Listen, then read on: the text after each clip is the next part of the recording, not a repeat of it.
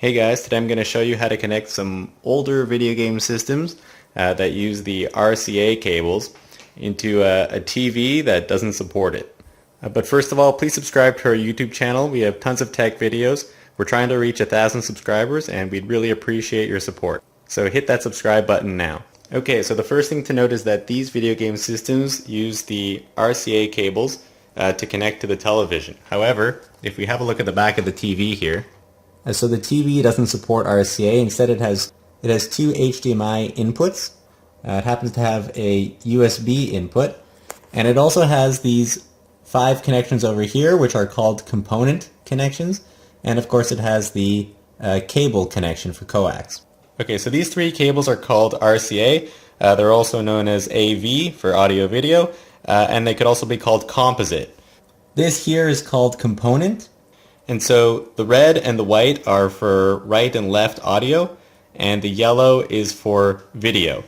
However, here we have component, and you'll notice the top 3 ones, the red, the blue, and the green, those are all for video, and you also need the 2 left and right connectors for audio. So component actually requires 5 cables.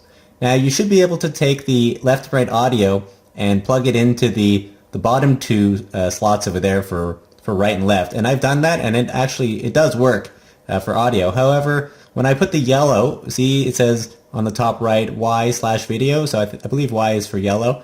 So if I put the yellow cable from the RCA into this component slot, the video actually doesn't play. It's using an unsupported protocol, and that's a problem for me because then I can't use video on my television. Okay, so instead of fighting with the component stuff, I've sort of given up on that.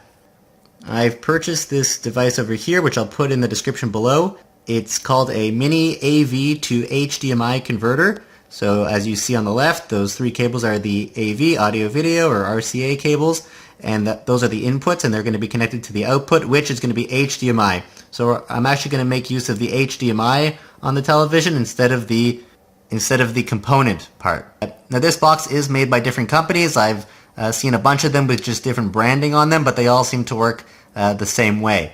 I did have a problem with one of the brands, which I won't be putting in the description, but what I saw was when I connected the Super Nintendo, it had a lot of green dots along the screen. So I returned that one, and I bought this one from Ghana, and it's quite good.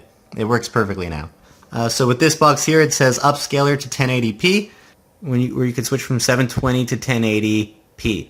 Now the other thing to note is that there is a USB power connector, and so my television does happen to have a USB slot over here, which isn't being used for anything, so I've connected that to this box for power. So that's basically it. That's all you need to do. You connect the component to one end, AV to HDMI, and now when I tune my TV to the HDMI input, I can play my video games no problem.